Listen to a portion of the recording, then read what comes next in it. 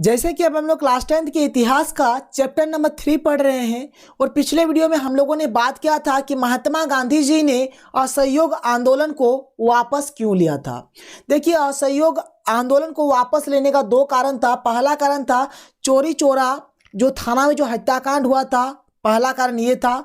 और दूसरा कारण क्या था कि महात्मा गांधी जी नहीं चाहते थे कि जलियांवाला बाग जैसा हत्याकांड दोबारा हो, क्योंकि जलियांवाला बाग का जो हत्याकांड था वह पूरे भारत देश के नींव को हिलाकर रख दिया था। और जब असहयोग आंदोलन वापस ले लिया, फिर कुछ दिन बाद दांडी यात्रा आया। तो आज का जो हमारा टॉपिक है क्या है, दांडी यात्रा।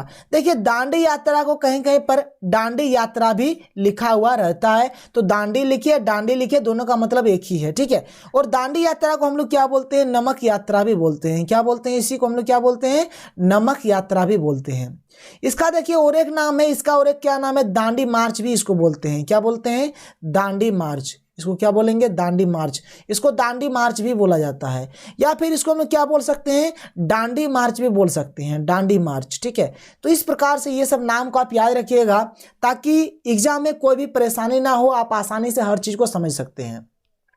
और एक चीज देखिए, आपके एग्जाम में जो भी क्वेश्चन आएगा, पहला क्वेश्चन क्या है कि दांडी यात्रा या फिर दांडी यात्रा या फिर नमक यात्रा या फिर दांडी मार्च या फिर दांडी मार्च, या फिर और एक क्वेश्चन है इस प्रकार से भी अगर आए आपके एग्जाम में तो आप इसी आंसर को लिखिएगा।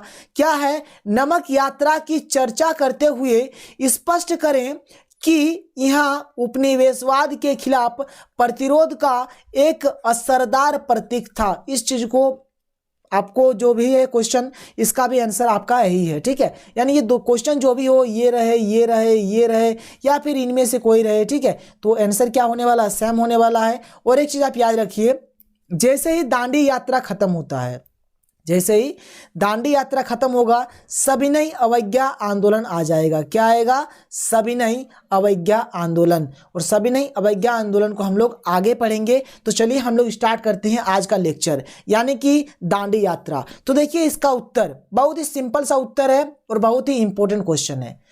अंग्रेज सरकार ने नमक के ऊपर भी टैक्स लगा दिया था। इस टैक्स को रोकने के लिए महात्मा गांधी ने 12 मार्च 1930 ईस्वी को दांडी यात्रा की शुरुआत की। बात समझ रहे हैं। अब देखिए, जो नमक है, नमक हमारे भोजन का एक इम्पोर्टेंट पार्ट है। अगर नमक नहीं रहेगा तो भोजन कैसा लगेगा, आप खुद समझ सकते हैं। तो अंग्रेज सरकार ने क्या किया था कि नमक के ऊपर भी टैक्स लगा दिया था, ठीक है। तो इस टैक्स को रोकने के लिए महात्मा गांधी जी ने क्या किया, 12 मार्च 1930 ईस्वी को दांडी यात्रा की शुरुआत की, ठीक है। देखिए क्या है, दांडी यात्रा को दांडी मार्च या दांडी सत्याग्रह भी कहा जाता है। देखिए, अब दांडी सत्याग्रह बोलिए या फिर दांडी सत्याग्रह बोलिए, तो ये भी दांडी यात्रा का ही नाम है, ठीक है। अब देखिए, इस यात्रा का उद्देश्य यानी इस यात्रा का मकसद क्या था। इस यात्रा का उद्देश्य नमक कानून का उल्लंघन करना था। यानी देखिए, एक्चुअल में कहा जाए तो हम लोग अंग्रेज सरकार के विरुद्ध जा रहे हैं यहाँ पर, क्योंकि अंग्रेज सरकार ने क्या किया था, नमक के ऊपर टैक्स लगा दिया था और महात्मा गांधी जी इन्हीं के विरुद्ध यह सत्याग्रह चला रहे थे, ठीक है। अगला पॉइंट है, स्वतंत्रता के लिए देश को एकजुट करने के लिए गांधी जी ने नमक को एक शक्तिशाली प्रतीक के रूप में देखा, क्योंकि नमक हमारे भोजन का अनिवार्य हिस्सा है। यानी देखिए, नमक के बिना खाना क्या है, अधूरा है। और देखिए, हर आदमी को, चाहे वो गरीब हो चाहे अमीर हो, चाहे वो टेबल बेंच में खाता है या फिर जमीन में बैठ के खाता है, चाहे वो सोना चांदी के थाली में खाता है या फिर पत्ता में खाता है, लेकिन सबके लिए नमक चाहिए, ठीक है। खाना तभी बनेगा जब नमक होगा। तो महात्मा गांधी जी ने देखा कि ये जो नमक है यह क्या है, एक अनिवार्य हिस्सा है भोजन का, और इसी को मुद्दा बनाकर देश को स्वतंत्रता कराने के लिए महात्मा गांधी जी निकल पड़े। 12 मार्च 1930 ईस्वी को दांडी यात्रा की शुरुआत की उन्होंने। फिर आगे देखिए, फिर क्या होता है। देखिए, इस यात्रा में गांधी जी अपने कुछ गिने चुने साथियों के साथ अहमदाबाद के साबरमती आश्रम से समुद्र तटीय गांव दांडी तक पैदल चलकर गए। बात समझ रहे हैं।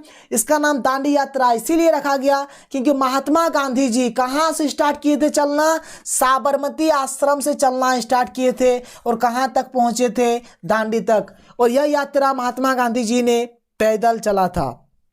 ठीक है, तो महात्मा गांधी जी एक्चुअल में कहा जाए तो कहां से स्टार्टिंग किए थे, तो अहमदाबाद के साबरमती आश्रम से समुद्र तटीय गांव दांडी तक महात्मा गांधी जी पैदल चलकर गए थे और महात्मा गांधी जी के साथ कुछ गिने चुने सदस्य भी थे। फिर अगला पॉइंट क्या है, साबरमती आश्रम से यानी साबरमती आश्रम से दांडी की दूरी 240 किलोमीटर थी। देखिए किसी किसी जगह पर 240 दिया है, किसी किसी जगह पर 244 दिया है, ठीक है, किसी किसी जगह पर 236 दिया है, ठीक है, तो अलग अलग जगह पर अलग अलग दिया है।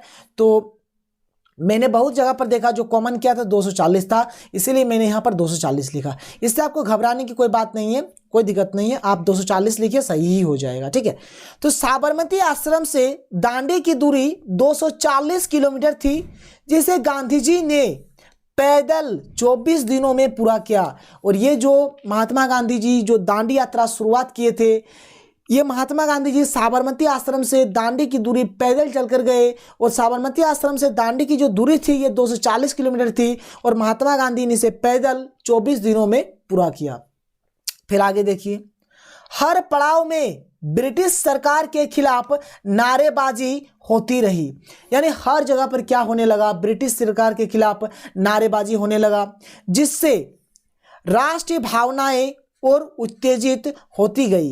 इस यात्रा में धीरे धीरे भीड़ भी बढ़ती गई। बात समझ रहे हैं। अब देखिए सभी के लिए नमक चाहिए, तो जैसे जैसे महात्मा गांधी और वो जो गिने चुने जो भी साथी थे महात्मा गांधी के, जैसे जैसे आगे बढ़ रहे थे धीरे धीरे उनके साथ और भीड़ बढ़ने लगा।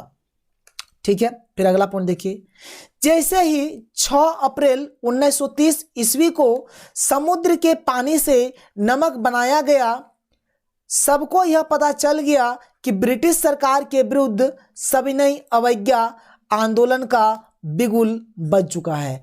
बात समझ रहे हैं, यानी सविनय अवज्ञा। अब सविनय अवज्ञा क्या होगा इसको हम लोग अगले लेक्चर में डिस्कस करेंगे। ठीक है, लेकिन अभी आप इतना याद रखिए कि 6 अप्रैल 1930 ईस्वी को समुद्र के पानी से उन लोगों ने क्या किया, नमक बनाया और उसी दिन ब्रिटिश सरकार को पता चल गया है कि अब सविनय अवज्ञा आंदोलन होने वाला है।